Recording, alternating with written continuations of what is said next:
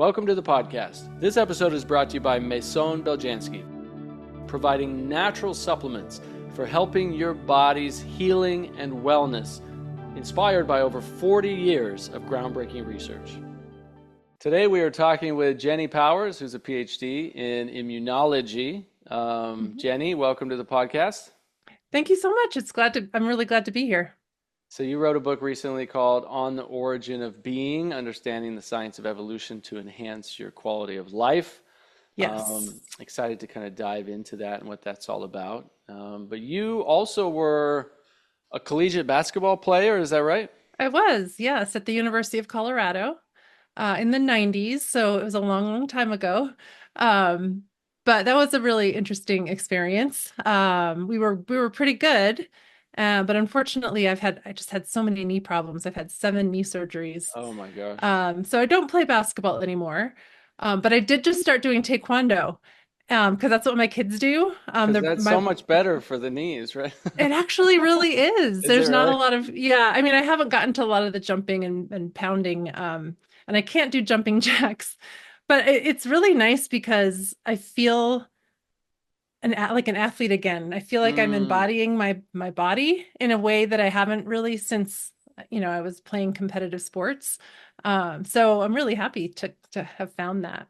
that's awesome. Yeah, anything that you can do to be athletic, that's one, Hmm. one of the things that I'm trying to encourage people to realize, no matter your age, right? Hmm. 40, 50, 60, 70, doesn't matter. If you think of yourself like an athlete, even if you're just walking around the block every day, or you're Hmm. playing golf on the weekends, or you're doing taekwondo, or you're playing basketball with friends once in a while, like if you think of yourself like an athlete, you will take better care of your health, right? Oh, Athlete, you were a totally. collegiate athlete and you probably thought a lot about recovery, sleep, nutrition. Actually, I mean, not really. We weren't really taught that in, early 90s.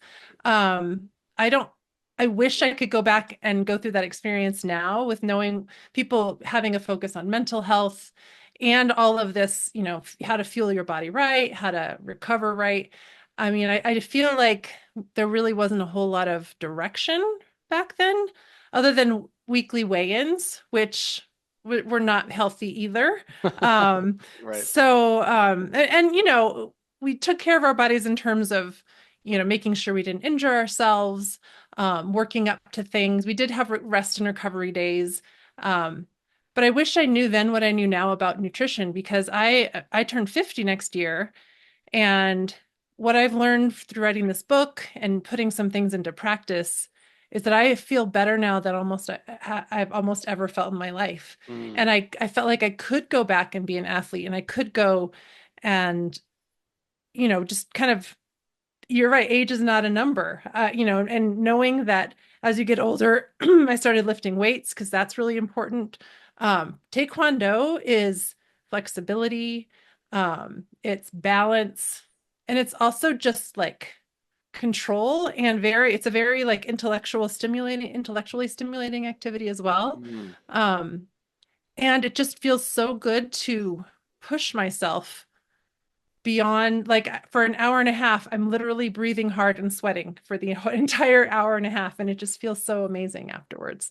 That's awesome. So, Yeah, you bring up a good point that actually in the 90s, even I would probably say early 2000s, it's not more until recently that younger people are being educated on the mhm, importance of the things I spoke about. I guess right. what I should have said is elite athletes, right? If you're at a professional level, like now you can eat terrible and you can miss out on sleep and you can not do as much recovery as an athlete when you're younger and get away with it to a certain Very degree, true. right? In your Very true. 20s, mid 20s, early 20s. Once you start getting past 20s into 30s, it's like that becomes, look at LeBron James, right? He's been playing basketball for 21 years. It's amazing. And In the the only NBA. way in the NBA, Yeah. yeah, in the NBA, right? Professional basketball for 21 years, not playing basketball. He's been playing basketball his whole Right. life. He's Right. he's 38 now, I think. He's almost 40 years old. And the only way he's had that longevity is because of all the things we're talking about. So elite athletes, right, are really focused on nutrition. They have nutrition coaches, right? They Hmm. have physical therapists, they have massage therapists. They spend, I mean, many of them spend millions of dollars on their recovery, on their nutrition, on their training, on all this stuff to take care of their body. So when you are at an elite level of being an athlete, you have to take better care of yourself because you're tearing down your body so often. Well, Yeah. if we adopt that same mindset when we're not elite athletes, right? We adopt the mindset of, hey, I'm going to take better care of myself so I can do this thing I enjoy doing Hmm. longer and without so much pain and without as many injuries, and I can have more fun playing basketball, doing Hmm. taekwondo, whatever it is we want to do. Yeah. Then we're going to enjoy those things longer, but more importantly, we're going to be healthier as people. Exactly. Well, and I also think, I mean, not just for like younger athletes are learning the importance of these things for their athletic careers, but I think, that the evidence is coming out like a lot of diseases that you get when in your 50s and 60s are completely preventable, Yes. and certain symptoms and things that you're doing in your 20s and 30s are actually, you know, the seeds of some of those diseases. And so I think people who think like, oh, I'm invincible, and then and once I stop feeling invincible, then I'll take care of my body. Well, your body can recover incredibly. I mean, we're built to return to homeostasis, we're built to heal. Um, but I want there to be more education about, there's so many diseases nowadays, these diseases of modernity, the non-communicable ones, obesity and type 2 diabetes. And a lot of people have kind of normalized the fact that, oh, when you get older, these are just things you're going to have to deal with. We just have to deal with these things. And in reality, no, we don't. This is Right. not an inevitable part of aging. It is an inevitable part of our lifestyle, Yes.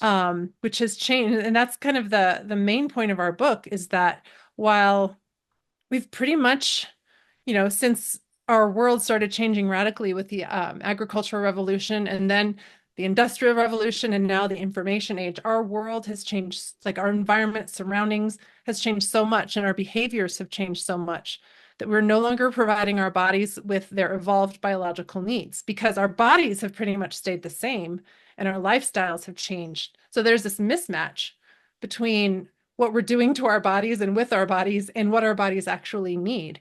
And that mismatch hypothesis, is thought to be, a big underlying factor behind all of these diseases that we never used to get. Right. It's not an inevitable part of aging, So um, Yeah, I think more and more people. what people don't Go ahead. realize is that heart disease, cancer, diabetes, right? These are diseases of excess and deficiency. And Hmm. these were very rare diseases even Hmm. 100 years ago. Go back Exactly. 100 years and look at the statistics for cancer. It was believed to be less than 1%. Go back 50 years, 60, 70 years, and it was only 5%, 10%. I mean, now it's almost 50% of people, right? We're not Hmm. talking about going back that far either. Like 100 years in Right. the I know. human time span is such a small amount of time, but all the thousands and thousands and thousands of years up to that point, these diseases were most likely unbelievably rare. And we know that Hmm. also because they were doing autopsies even in the Roman times, even 2,000 years ago, for example, and rarely seeing things like tumors and cancers, that sort of stuff. It was a very rare thing to find. Hmm. Now everybody knows somebody who has cancer, if not yourself, who's listening to this, right? And there's a very important study published in Nature, um, and there's a lot of other corroborating studies that back this up as well, that says upwards of 95% of all cancer is caused by diet and lifestyle. Hmm. That's Wow. so empowering because that's in our control. Our diet and Right. our majority of our lifestyle, not all of it, but majority of our lifestyle is in our control, right? Right. Choosing to sleep, reducing stress, cleaning up toxins out of our environment the best we can. Like we have quite a bit of control on that, not total control if we're going to Hmm. live in this current, modern society. If you're not going to go be a monk up in Right. the mountains somewhere, which even I know. then they're finding glyphosate, in mountains that are like hundreds of miles away from civilization. So you're still going to have some exposure. But most of it's in your control, what you Hmm. put in your mouth, what you put in your mind, how you take care of your body. And that's the empowering thing. Is the problem is most people don't realize what to do about it. Right. Have you heard of PEMF therapy for cancer? Well, this podcast is brought to you by Dr. Pollock, and he wants to share with you the groundbreaking research of pulsed electromagnetic field therapy in the treatment of cancer. Studies show PEMF therapy can help control the cancer process and give safe, non-toxic, and non-invasive symptom management. PEMF therapy may enhance other cancer support and treatments, lower inflammation, and promote tissue healing. Studies show it's possible to improve your general well-being and recuperate from surgery, radiation, and chemo better and more quickly. Embrace a comprehensive approach to cancer treatment with PEMF therapy, a vital tool on your path to prevention, treatment, and recovery. For caring and professional guidance and recommendations from Dr. Pollock, go to drpollock.com/intro to cancer. That's drpawluk.com/intro to cancer. Well, and it's hard because, people who are choosing to live a healthier lifestyle are going against the current of modern America or modern society. There's not a whole lot of, there are more and more people you can surround yourself with who start to feel the same way. And, but there's this big juggernaut of modern society that's like pushing us down this path. And it is hard to swim back upstream, swim back to where we used to be. But hopefully, the more and more people who listen to this message and who make those choices, even though it's hard, the more people will be like, oh, well, look at what they're doing over there. You can live by example.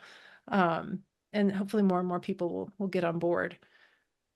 So what's the main big idea behind your book on the origin of being? Yeah. Well, we spent probably, I don't know, hundreds of thousands, if not millions of years living as hunter-gatherers in our human lineage. And that was a very adaptive way of life.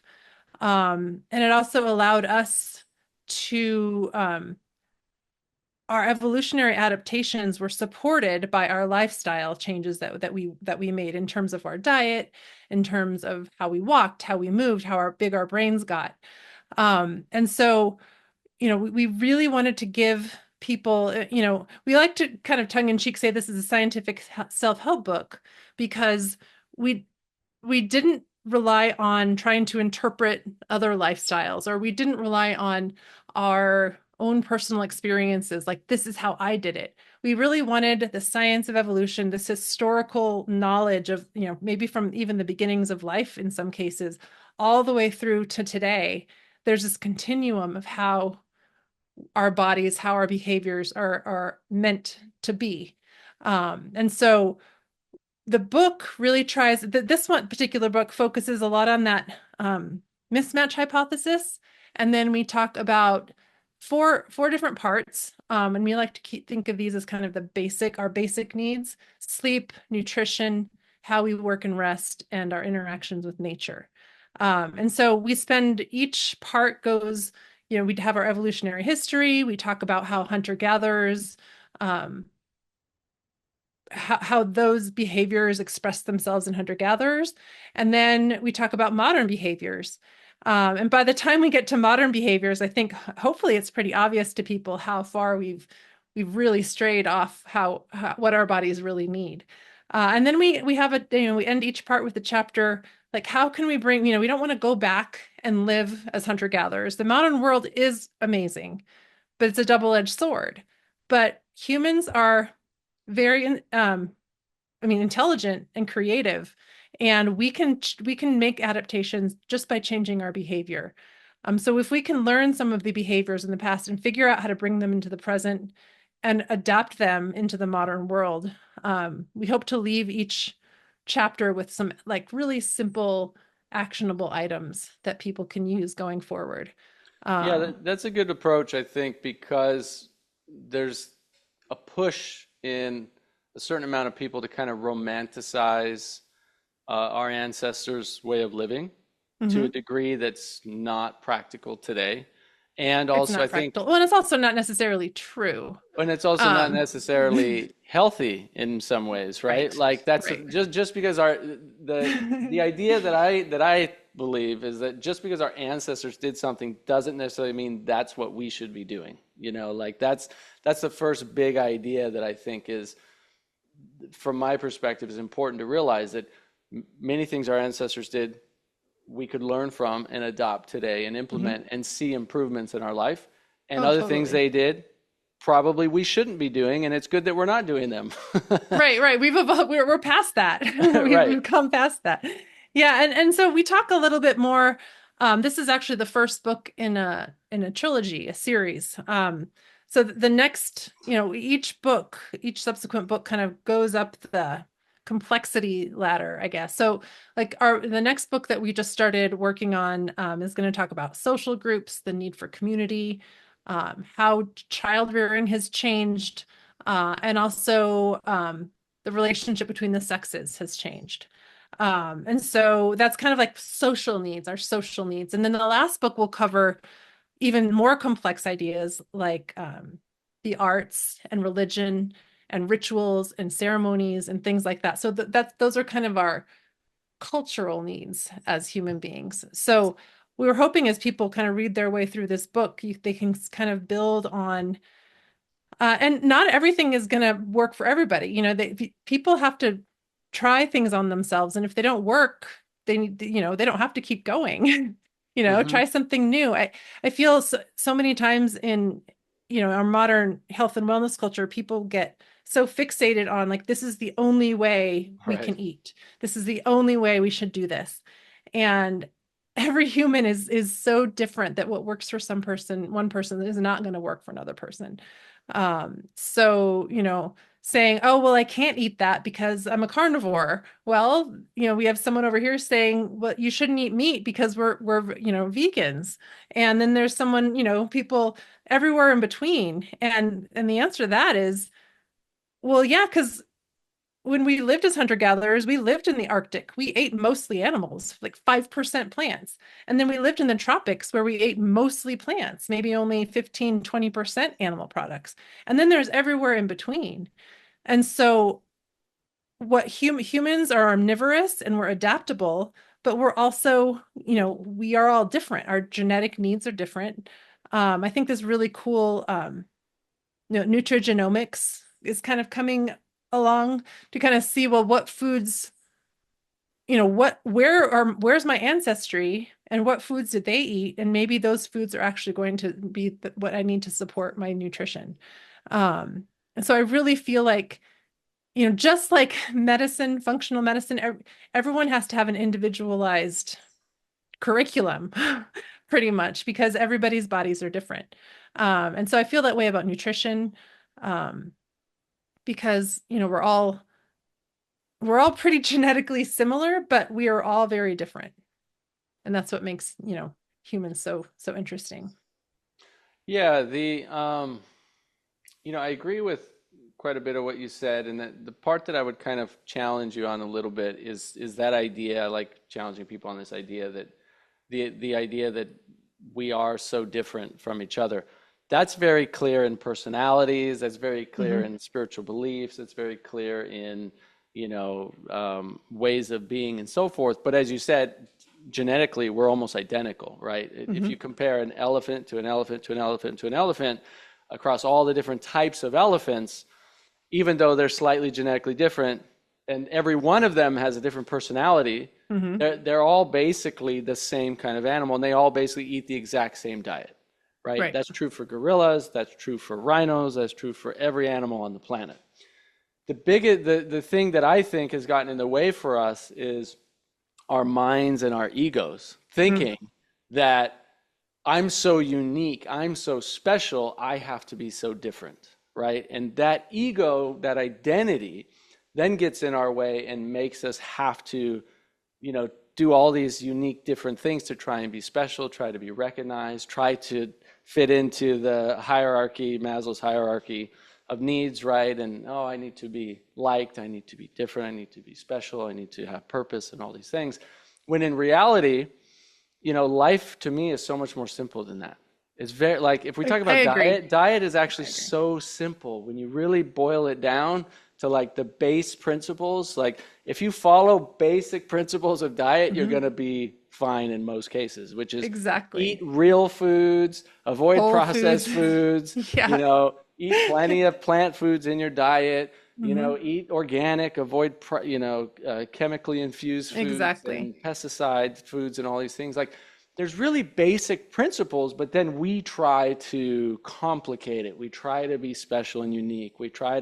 I've got the new answer to the diet. No, I do. No, no, it's carnivore. No, No, it's this. No, it's that. And it's ex like, no, that's exactly, I mean, and I think what I like to say, and I read this somewhere on the internet, I can't take credit for it, but um, so there's all this, people are going to die on this hill, this dietary hill, and it makes it really confusing for people, but every single one of those diet gurus can agree on exactly what you said, right, what not to eat.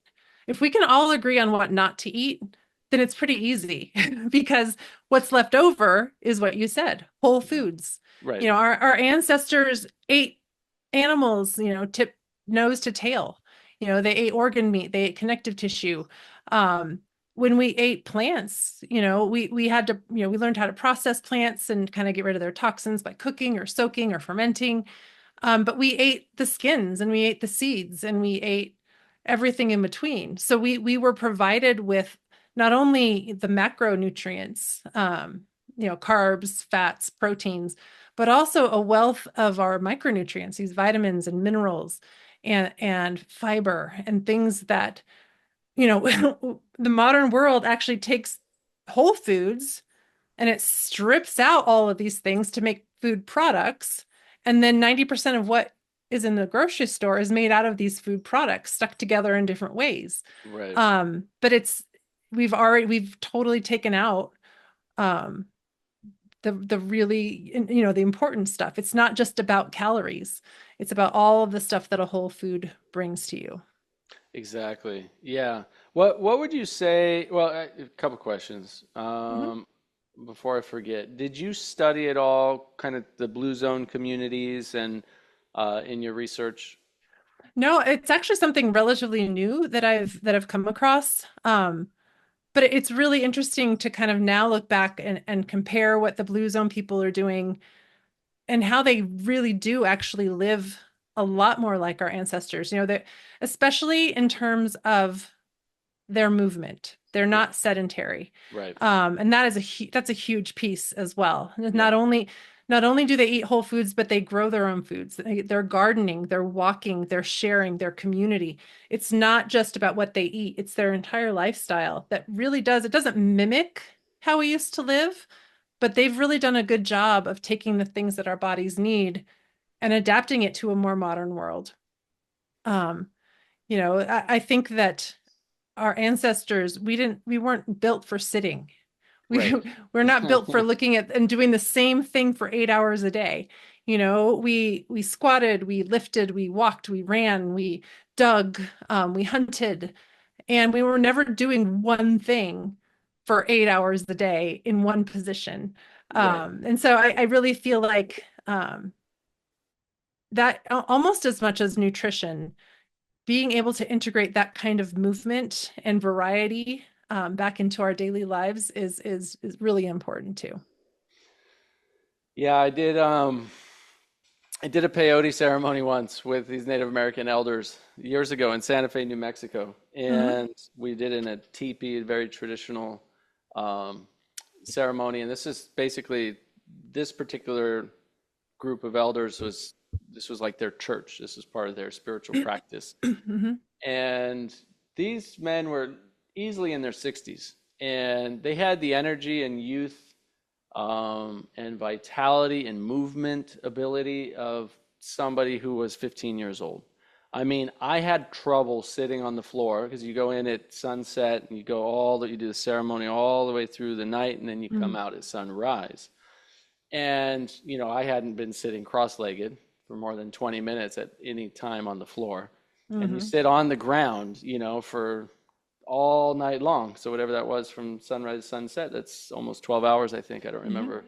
I think it was in the winter when I did it there. And these guys would be sitting and then jump up and run around, do stuff, and sit back down, cross-legged, and they sit for an hour or something, and then jump up and run around. I'm sitting there, I'm just like, I'm in so much pain and my knees are hurting and my back and hips and all this stuff. I'm trying to get comfortable. I can't get comfortable the whole time. And they're just like, even if I try to stand up, it's like everything's aching and hurting. And these guys are just like, boop, boop, Creaking. boop, boop. Yeah, like 15-year-old kids, like, Wow. in their 60s, just because they've been doing that their whole Hmm. life, Hmm. right? Because of that exact thing of movement, simple, basic human movements, not getting, not starting to bring in, keeping those indigenous uh, practices, cultural practices of sitting on the floor, right? Sitting on the ground, not starting to bring in chairs to sit Hmm. on, right? I mean, those simple things actually make such a huge difference in how well we feel, in our quality of life, in our movement abilities. Those are some of the, ancestral cultural ways of being that I think Hmm. are wonderful things we could adopt today, right? Is Yeah, just totally. moving more naturally, sitting on the floor more often, sitting cross-legged, getting out of chairs, gardening, moving Squatting. our bodies, squatting, these things that Hmm. Yeah. are so good for us, and yet out of convenience and comfort, we've gotten away from it. Yeah. I mean, I want to come back to that whole convenience and comfort thing. But I wanted to ask you when you were doing that ceremony, you were talking about the discomfort of your body.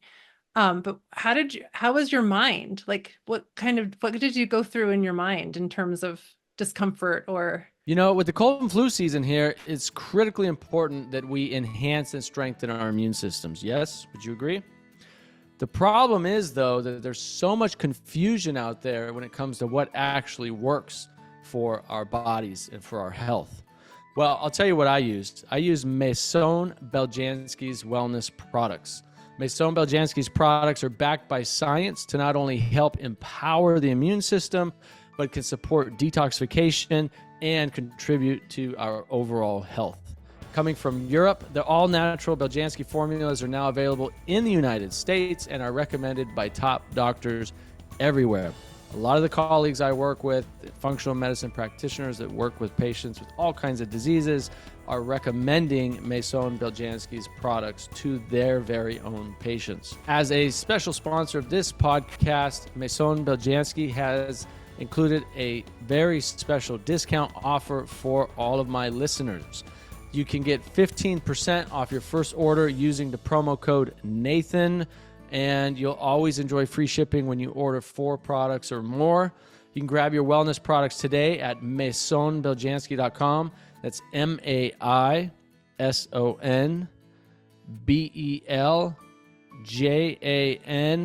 MAISONBELJANSKI, maisonbeljanski.com, and use code Nathan for 15% off. One of the most important things I've learned over the years in helping many people get and stay healthy is to help them shift their mindset into thinking of themselves as an athlete, no matter their age, whether they just walk 30 minutes a day in the mornings, for example, or they play sports for fun on the weekends, or they go to the gym a couple days a week. No matter what your activity level, if you think of yourself as an athlete, then you start to naturally take better care of your body, focus more on your nutrition, recovery, sleep, other health protocols that optimize your performance as an athlete, and in turn may help you prevent and heal against chronic diseases and help your body be the healthiest that it can possibly be. So if you want to live a long, healthy, vital life and start thinking of yourself as an athlete, head over to plantpoweredathlete.com and get the latest organic plant-powered protein, super clean, nutrient-dense, high-quality plant-powered protein to help you live your healthiest, most vital life. And you can use our discount code Panacea15 for 15% discount off your first order. Again, that's plantpoweredathlete.com. Get some of the plant-powered protein for yourself and start thinking of yourself as an athlete every day and see how it impacts your health for the long term. All right, let's get to the show. Yeah, in the mind, it was, it was a really interesting experience. And I think partly just because once I was in there, I realized, I'm going to be sitting like this for the next, 10, 12 hours. So it was like a little, fear taking over, like what is going to happen? Can I lay down? What is, and And then, and then the peyote started kicking in, so I'm kind of seeing stuff and, kind of going through this experience. So I've got this pain going on in the body, and then I've got this mental trip happening, and then paying attention to what the elders are doing and like what's going. I was just trying to be present in the Hmm. experience, and I could be present and just observe and experience what was happening. And other times, my body would just pull me back in and go, "Oh, this is so uncomfortable," right?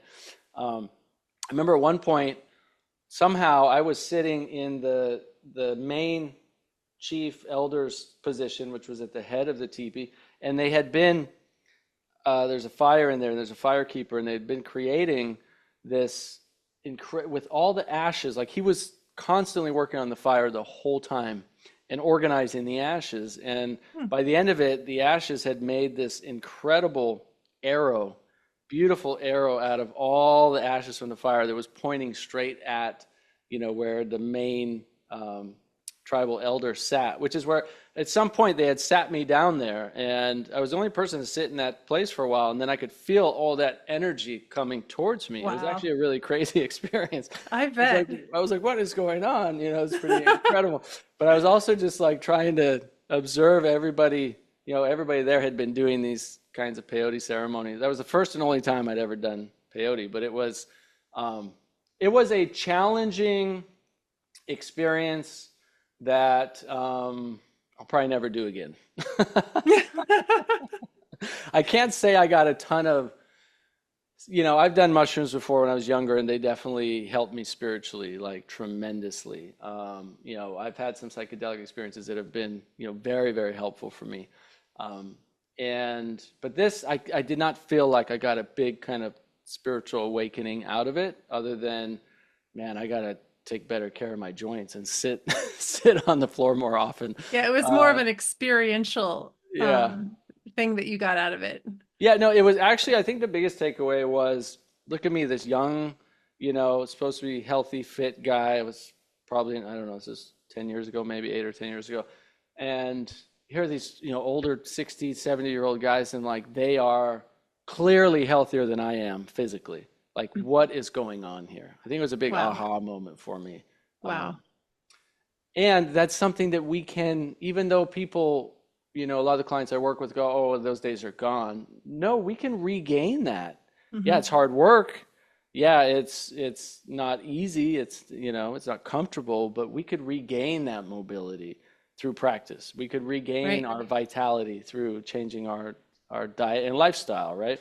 Well, and those elders who were so much, more physically healthy, it's because they've challenged their bodies their whole lives. It's Yes. because they've done uncomfortable things. You don't have to be in, mortal pain, but I really do feel like our society's obsession with being comfortable and not ever being in pain, um, it's really doing us a disservice because I feel like in order, I mean, it's kind of cliche, you have to go through pain to grow, but it is actually really kind of true, because you learn something about yourself, and you also learn that a little pain's okay. A little pain is going to get you over there where you want to be, rather than just sitting here comfortable, in front of your screen, laying on the couch, which everyone can do once in a while, but that's not where you're going to be able to reach where you want to go. Um, and so I feel like the convenience of convenience foods, the pre-packaged processed foods, they're so convenient. Um, you know, how we treat our bodies, how, we just don't move, and moving is tough sometimes. Um, but I really feel like we need to just kind of change our mindset that a little discomfort will actually challenge our bodies to the point where our bodies, our physical bodies, our mental health will become more resilient, than if we just never expose ourselves to discomfort. What are some of those top, two, three, four things that when you research ancient cultures that you think we could learn from them and adapt into our lives that would make us much healthier today? Well, I think one of the main things is, indigenous ancient cultures have a completely different view about time that we have. They had a very circular view of time. They were confident, that they were provided for. They would always be provided for. The sun always rose the next day. The winter always comes at the same time. Um, but not only that, but as a survival mechanism, they actually needed to be in the present moment. They needed to take care of their bodies because their bodies were their ticket to survival. If they'd mistreated their bodies, they wouldn't survive. We can mistreat our bodies all we want now. And then we have modern medicine to, pull us back from the brink. We might not be having a very healthy, good experience, but we're not going to die. Our survival is not dependent on it. Um, but they needed to be in the present moment for their own bodies, but also for the world around them. If they're out hunting, they needed to be very aware of what's going on. Like, if they're tracking or maybe if there's someplace where there's dangerous predators, you need to be aware of the sounds and, what's going on around you. And so modern humans, we have a very linear sense of time. And we've learned to never have to spend it in the present moment. We spend it in the past, either regretting or feeling shame, or we're thinking about the future. We're worrying and having anxiety about what may happen rather than inhabiting our bodies now. And so I feel like, that this push for mindfulness and meditation that kind of has been going on the last 50 years is a really good start because like I said, we don't need our bodies to survive, but our bodies need us to be healthy. So I think changing kind of how we view time, being more in the present moment, enjoying what we have now rather than thinking about how we need more. Being in the present moment is also being about gratitude, being about appreciating what you have now um, rather than, I'll be good when I have this, or I'll be good Hmm. when I achieve this.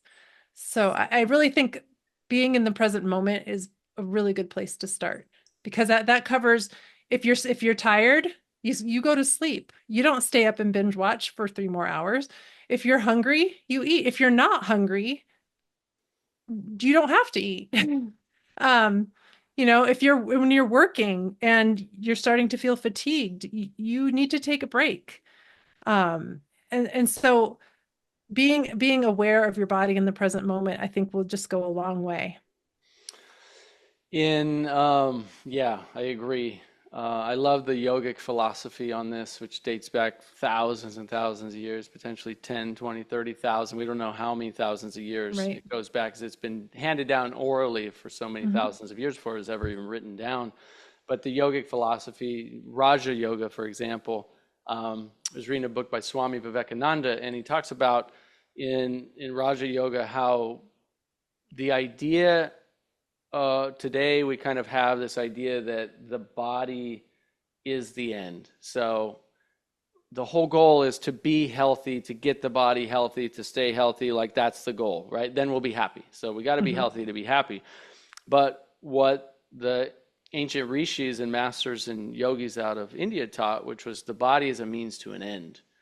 Happiness comes from inside, comes from the Hmm. soul, comes from our oneness with God, with the Creator, with our divine source. That the body, we keep it healthy because it's our vehicle. Hmm. No other reason than because it's our vehicle. And when the body's healthy, we're not in chronic pain, we're not dealing with disease, we have energy, then we can focus our time and energy spiritually, which to me, if you look at, you study the ancient Indian cultures, to me, they had this figured out probably better than any ancient culture ever because they discovered how to be free from the pains and the suffering and the illness of the material world. They learned Hmm. how to be happy and peaceful and joyful and blissful, even with nothing, Hmm. with with very little food, uh, you know, no special jewels and castles and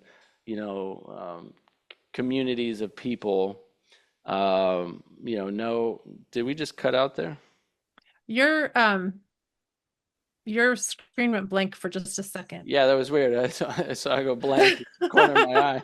Um, yeah, and the yogis learn how to find that deep, powerful inner peace and love and bliss that they talk about Hmm. with nothing. Basically, today Hmm. we would say, oh my gosh, how could you ever be happy and peaceful and blissful with literally nothing? I mean, a blanket, Hmm. a Sleeping on the pair of ground. clothing, sleeping on the ground, and not knowing where your next meal is coming from. Maybe one meal a day, maybe one meal every couple days, didn't matter. It was usually some rice and vegetables and things like that. And yet, these are the happiest, most blissful, peaceful people that you would ever meet in your life. And those people still exist today, and Hmm. most of them come out of India. Uh, Right. um, and it's like, and personally, like that's the path that I'm on, is experiencing that more and more and more, and realizing like all this material world, it's like, it doesn't matter how much you acquire, how many gold Hmm. medals you get, how much money you make, how much fame you have, how many people you help.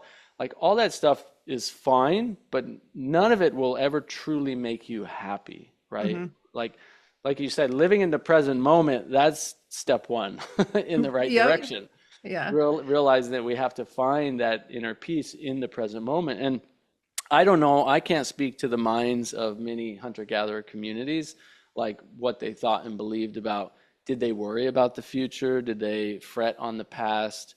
They were human beings, so I'm guessing they did. They probably worried, when's our next meal going to come?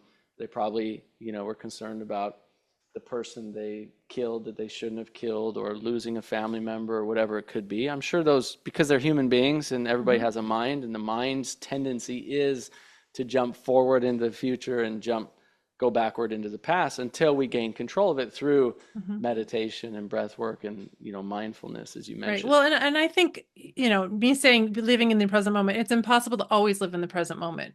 But what I think these ancient cultures, and it's like you said, the yogis could teach us, is you do worry, you do regret, you do, but you know how to return yourself to equilibrium. What's going on now in the modern world is we're constantly in a state of worry. We are Mm. constantly in a state of shame and regret, and we don't know how to regulate that and get back to baseline equilibrium. And so the physiological responses that our bodies have to those thoughts, the stress, the cortisol, and we know now with there's so much research about how much stress just wreaks havoc in our bodies. Um, and so it's not to say that ancient cultures or our ancient ancestors didn't have those moments, um, but they really knew how to get back to the equilibrium. They really knew how to maintain homeostasis. Um, and it's because we talk about in the book, like, evolution didn't make us to be happy. Evolution shaped us to be able to like maintain homeostasis and to thrive as best we could in the environment where we were living. Um, and so I think thriving, um, we use this word eudaimonia, which is kind of a ancient philosophy kind of word, where it's just like it's a state of human thriving. Um, and so I feel like everyone's like, oh, I need happiness, I need happiness. But really, we need the ability to thrive. We need the ability to be able to do what we want to do with our lives with the vessel that has been given to us. And so I think that is where, we're thinking happy, happy, happy when really we need to be at peace with what we have right now. A hunter-gatherer community, an entire community would have more possessions than one early agriculturalist. Like, as soon as we started settling down and farming, that's when we started collecting stuff. There's this Wait, great book. can you say that Oh, again? A single yeah, a single hunter-gatherer tribe would have fewer possessions fewer, than okay. one agriculturalist. Oh, fewer possessions than one person in an Yes. agriculture community. An entire Yes. tribe would have fewer possessions than Yes. one person. Yeah. Interesting. Yeah, And right. That shows you the identity crisis that we have, that we identify ourselves with things, that we mhm. need things. We need more things, right, to keep us I happy. know. George Well, Carlin did a and if great, advertisers had their way, they want us to believe that for right. sure. Well, and that's a big part of the problem, right? Is all the Right? freaking advertisements. George Carlin did a great bit. If you haven't seen it, go watch it on YouTube. He talks about it's called, I think it's called Stuff. Um, Hmm. your stuff, my stuff. It's so funny. It's so funny. He's like, and then but I call my stuff stuff, but when I call your stuff stuff, your stuff is shit, right? It's like it's so funny though. It's Yeah. you gotta go watch it. But Yeah, there's this book written by an anthropologist. His name's Chip Colwell. And it's called So Much Stuff. mm, And it recently came out, I think the end of last year. But it talks about how we started with nothing and then how we started to gain stuff and then how that stuff we gave that stuff meaning yeah. and then just the runaway, it's almost an indictment about, we need all this stuff and yet this stuff is so disposable. Like we just, when it no longer serves our purpose, we just throw it out and it ends up in a landfill or ends up in the oceans. Um, So but let's yeah, think through, or maybe you have an idea, or you talk about it in your book about why the the early communities, hunter-gatherer communities, didn't have much stuff, didn't care about much stuff, didn't, I mean, was it they didn't have the skill set to build all the things that no, later communities were building and I, utilizing? I think it really boils down to they were nomadic. They Yeah. had to carry wherever, they followed the seasons, they followed the animals, they followed where the food was. And so they had to be able to pick up and move on a moment's notice. Um, and so whatever they could carry was on their, whatever they had on their backs. And, that's not to say that maybe they let, they built shelters and they left those shelters behind. So when they went to the new place, they would build new shelters. They would build the things that they needed new that they couldn't carry with them. So I think that's one of it, be the nomadic part of it. What about Uh, communities that were near the equator? Because communities that lived near the equator didn't need to be nomadic so much. they were a little, so there are different kinds of hunter-gatherer societies, and the different kinds of hunter-gatherer societies had different ways of being. The one that I think we've been talking about the most are these nomadic small band hunter-gatherers. There are hunter-gathering groups that are more permanent. They're located around more permanent sources of resources. So like at the mouth of a river where there's so much fresh fish, or so a lot of these societies became a lot more sedentary, and they started to, surprisingly, they started to take on more characteristics that you would think of more as a modern society. They became hierarchical. They became a lot more male dominated. They became, because as soon as there is something to protect, as soon as there's land or resources to protect, these are my resources. Nobody else's resources. These are my resources. Now you have to put things in place to protect those resources. Then that's what happened with the agricultural revolution. Um, so you had this land and it became, someone owned the land, and then the person who owned the land had slaves or servants or serfs or whatever, and they planted the land, and then they had to protect that land for 9 months until they could finally harvest what they, it's this delayed return economy. But these small band hunter gatherers, there was no concept of land ownership. Um, they shared everything. It wasn't like, oh, this is mine and that's yours. It's this is ours. Um, and that was a survival mechanism because these small band hunter gatherers really needed an intense way of cooperation, um, and not competition, because all a matter of survival. If you have a band that's in conflict with itself, that band will not survive. So I really feel like, people need to know the difference, that there are different types of Yeah. hunter-gatherer bands, and each one has different personalities, I guess, characteristics. But the ones that I think that we focus on in the book mostly are these nomadic hunter-gatherers, because for most of our history, we were nomadic hunter-gatherers. As things progressed, we became more, a couple of groups became more sedentary. And those are the ones that started farming, that was the evolution of, they realized that they could actually cultivate, they didn't have to just come back to this place where these grains grew. They could actually take the seeds and plant them where they wanted to. Hmm. So it kind of all, the evolution of how agriculture happened, it kind of is this natural um, progression of, okay, this land is fertile. I want this land. This land can, so now that I have this land, I need to protect it. I need people to work it. And that just changed the whole fabric of our civilization.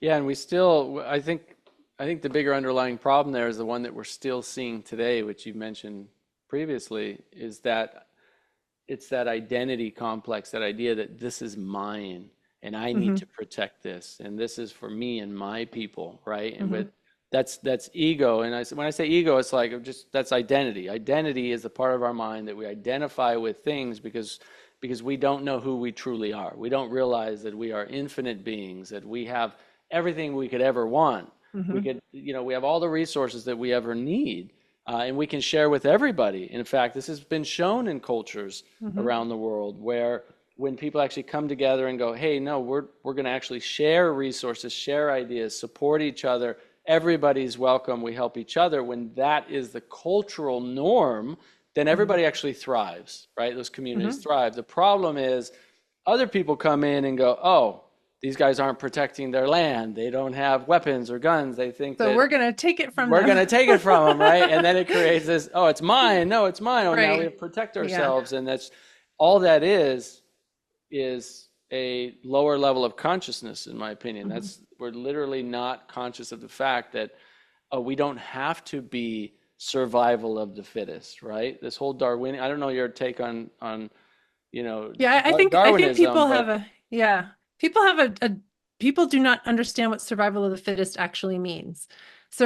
Being a fit only means you have survived to reproductive age and you have passed your genes on. It has nothing to do with how good you are or how strong you are.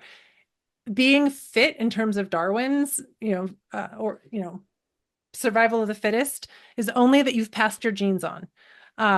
So I feel like people sometimes use survival of the fittest and it's evolution in a very, very wrong way, in a negative way.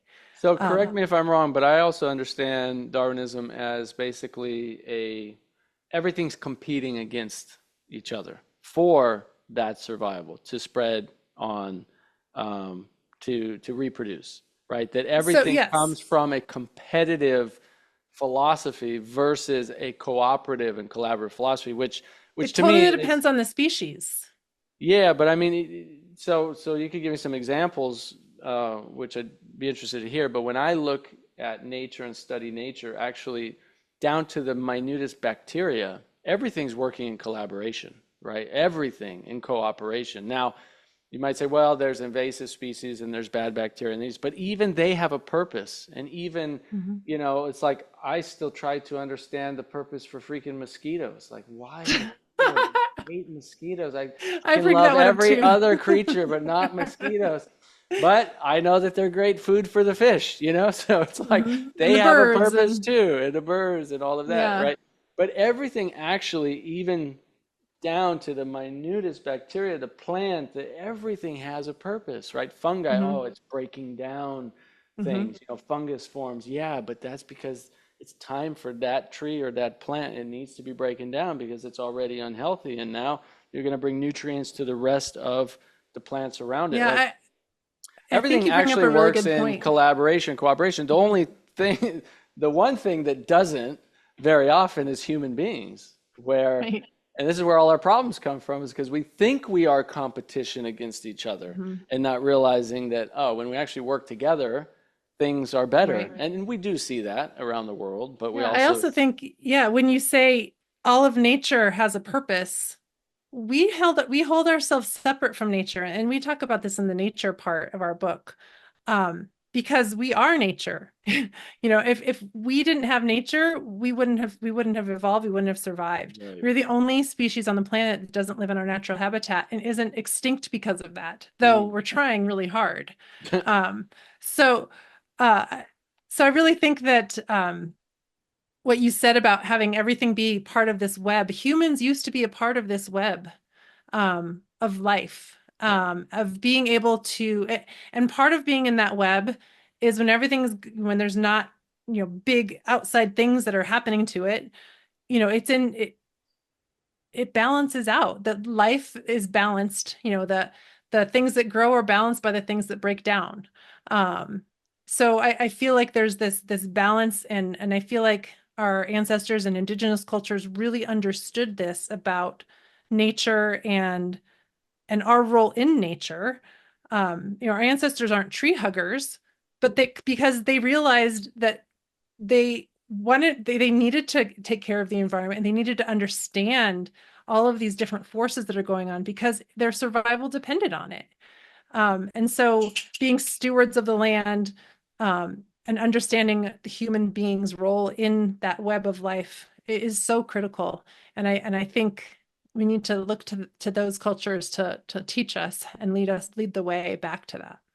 Yeah, I agree. I think that's something, one of the big things that we can learn from our indigenous ancestors is that reverence. If I've spent a lot Mm-hmm. of time with different tribes over the years, for the last almost 18 plus years, Lakota and Hopi, and doing ceremonies and Cool.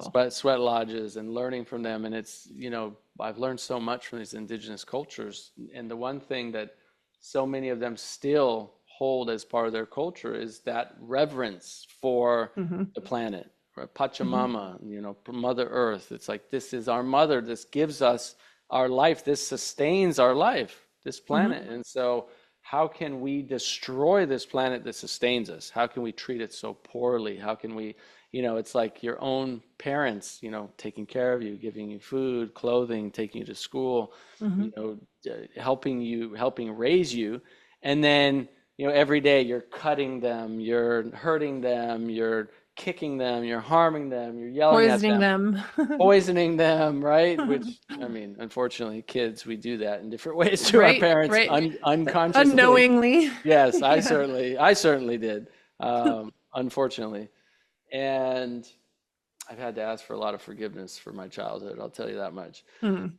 But recognizing that this planet is essential for our life and for our well-being, and starting to, it's just a shift in consciousness to go, okay, maybe I'll make better decisions, right? Maybe I'll Mhm. use less plastic. Maybe I'll do things that are less toxic. Maybe I will try to grow some food. Maybe I will support local farmers, right? Maybe I Mhm. will just start to take better actions that are in alignment with that philosophy. And if everybody does that, even at a small level, I think we would see a huge shift in the right direction. And I think every small action that you take, you see the results of it, and it makes it easier to take the next action.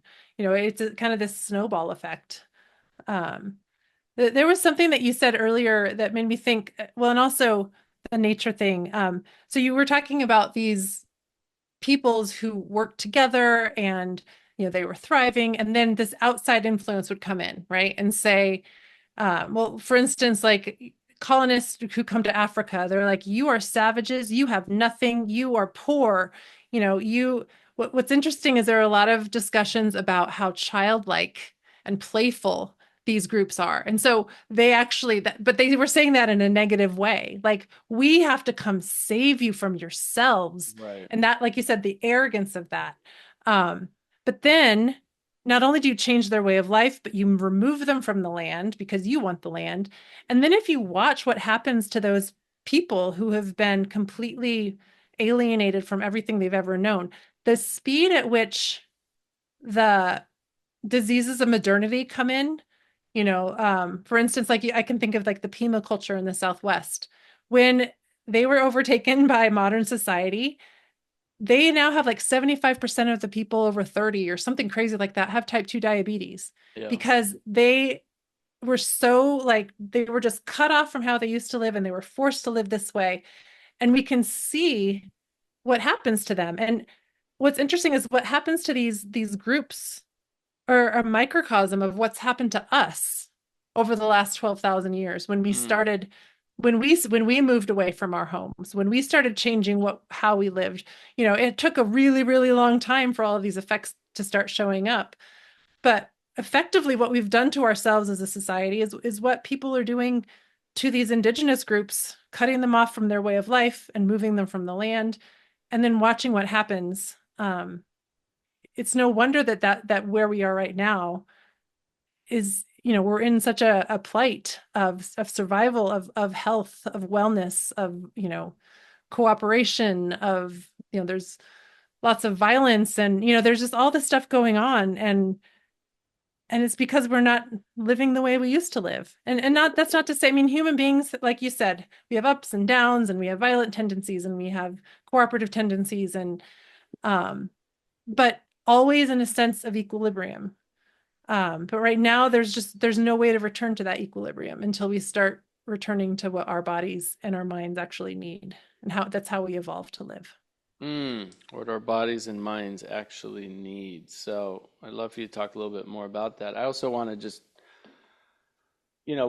as I studied indigenous cultures over the years as well, the unfortunate reality is there were very violent indigenous Hmm. cultures as well, right? So Hmm. yes, Oh the yeah. atrocities that happened to the tribes in Africa and South America, in North America, whether it's from Europeans, it was from, every culture has been enslaved and mutilated and had brutal experiences from every other culture just about, right? We often Hmm. think of, slavery and, being pretty much European based on, African people or South American or even North American.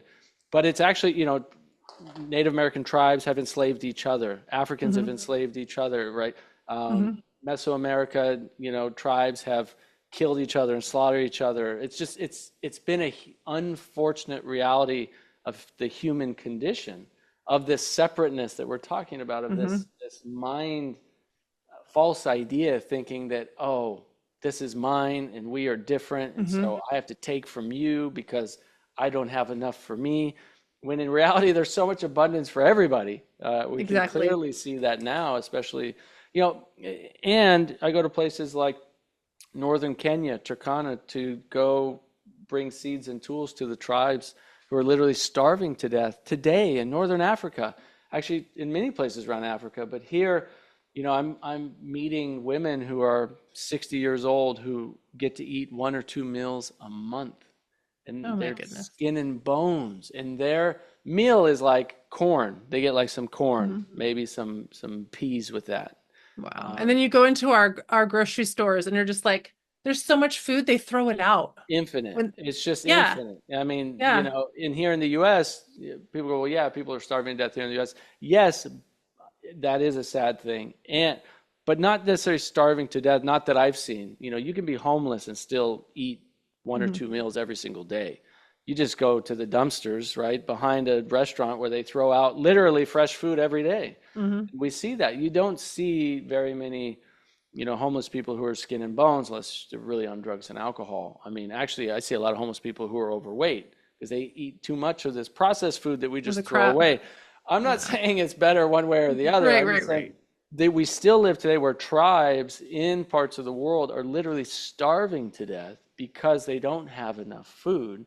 Hmm. And yet some of these people were some of the happiest people I've ever met in my life. They were so Wow. happy and dancing. We were dancing with them, and they were, smiling and laughing and so grateful to get a single bag of seeds to go plant some crops. And there's a lot of reasons for what's going on there, but at the same time, it's oftentimes that's why I say we romanticize. I'll speak about myself. I used to romanticize our ancient cultures, I think, a little too extreme. Where I used to believe like we need to live the way our ancestors lived. Like I used to have that belief so strongly. Then I realized, but yeah, they all did all the same terrible stuff that we do to each other now, just with less technology. But they did the same stuff, Well, and So also, this is another really big point. When we lived as hunter-gatherers, the entire planet was occupied by the population of like Cairo, like the right. whole planet. So the agricultural revolution, I mean, when we started the population growth, that is when the becoming more violent for resources, because now we have more Mm, people to feed every year, more and more and more and more people to feed. And so our population growth has made it so it's completely impossible for us to go back and live that way anyway. yeah.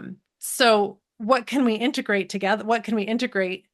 And like we said before, there's some amazing things about the modern world. Um, But I don't think we have the mindset to appreciate those things because the modern world also has all of these negative things that are we're so latched onto or addicted to, or it takes us away from being in the present moment. It takes us, it helps us become more individualized, more egocentric, more like, individualism is where it's at.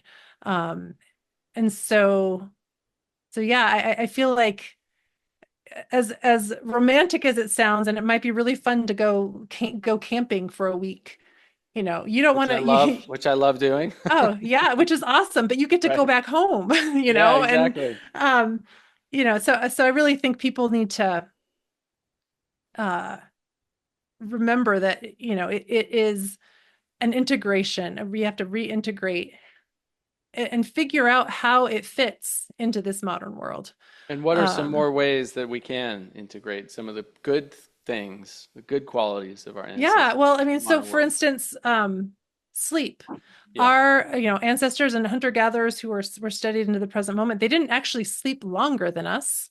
They had very similar periods of sleep, but they were very entrained with their circadian rhythms Yep. to the cycles of light and dark on the earth. So because they were outside all the time, when they woke up in the mornings, they had very bright light. And when the sun went down, they didn't have any light. And so every single morning, their circadian rhythms were reset. And your circadian rhythms control so many things, your metabolism, your hormone to production. Um, Almost every single aspect of the human body is controlled by these circadian rhythms. And so our ancestors would have the sun and they'd reset every day. And then the sun went down, their circadian rhythms, would do the things they needed to do to go to sleep and then wake up naturally. And then the sun would reset. And so now we wake up and we're inside our houses, temperature controlled, light controlled. We have this kind of twilight existence where, we have screens and we have fluorescent lights, and so we're never like exposed to this really bright light in the morning that resets our circadian rhythms. And then of course when the sun goes down, we still have light bombarding us from all sides. Our bodies don't know what to do, when to start, when to end. And so circadian mismatch is the root cause of a lot of these diseases of modernity. Um, Cancer, because the cell cycle is dictated by circadian rhythms. And if your circadian rhythms are all out of whack, your cell cycling is out of whack.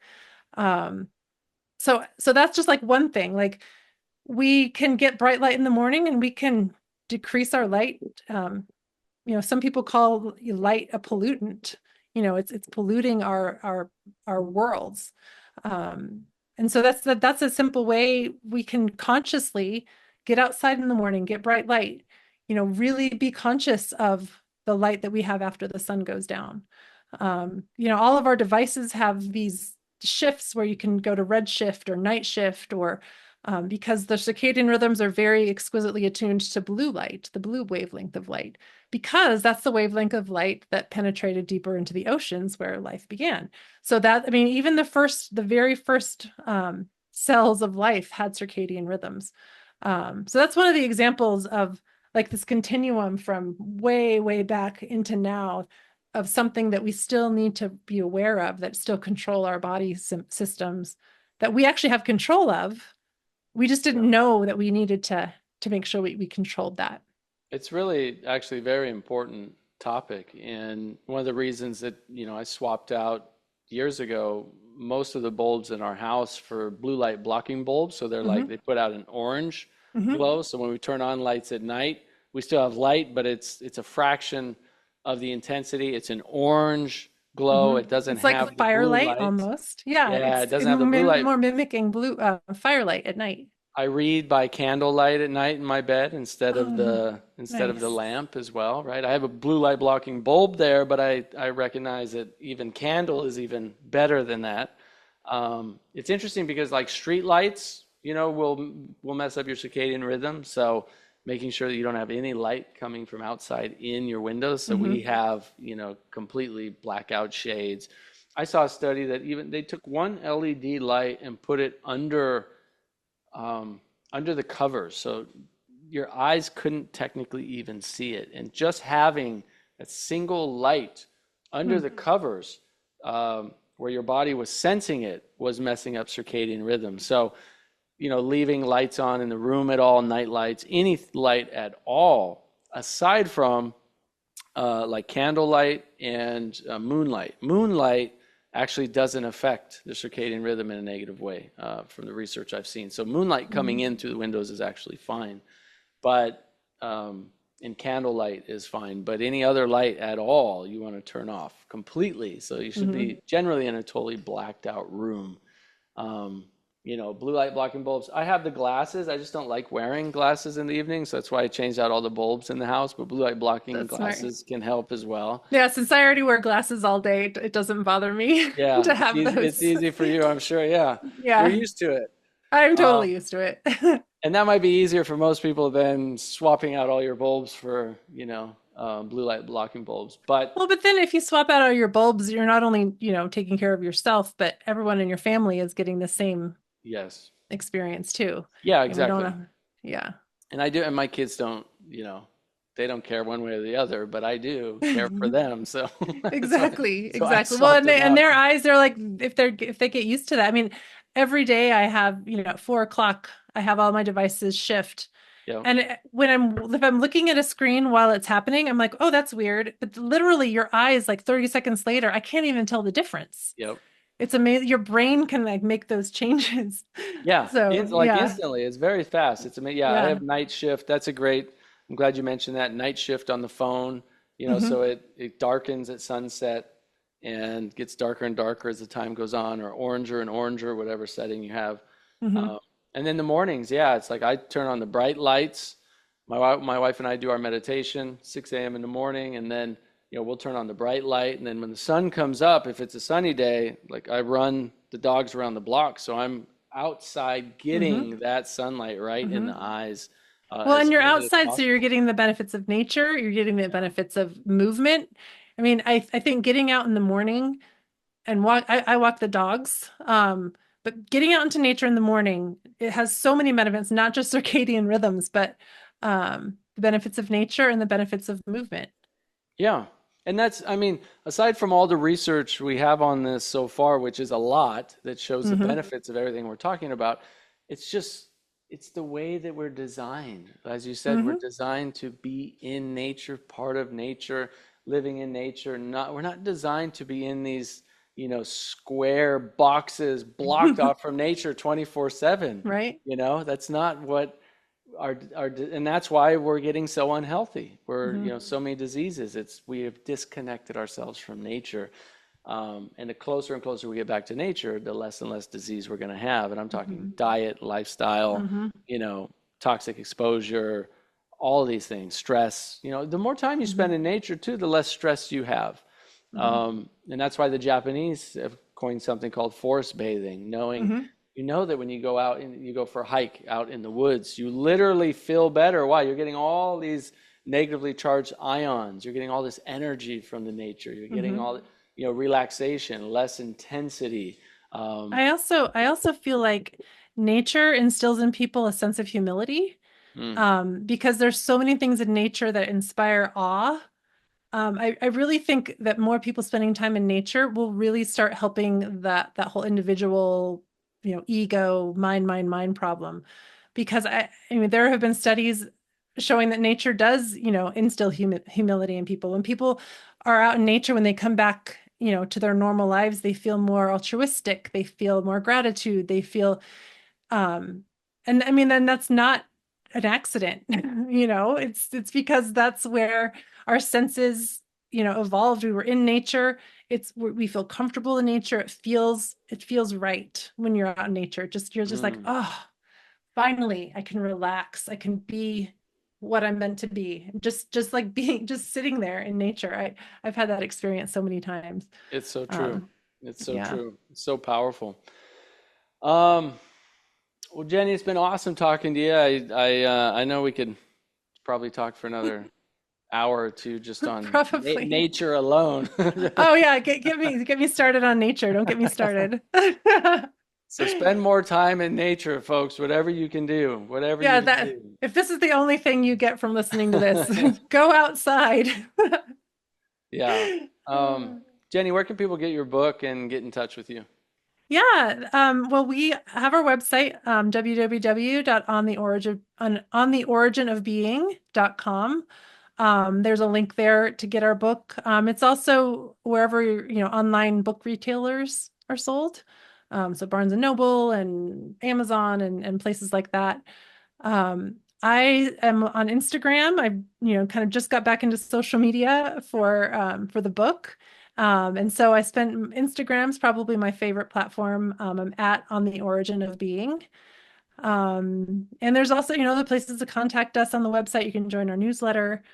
I've been on podcasts here and there, and we're actually just starting work on the next book. So hopefully a year from now, that second book will come out.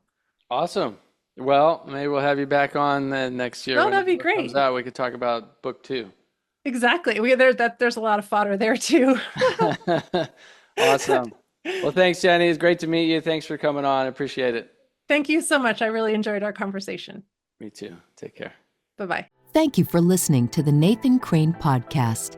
Please make sure to subscribe and share this on social media.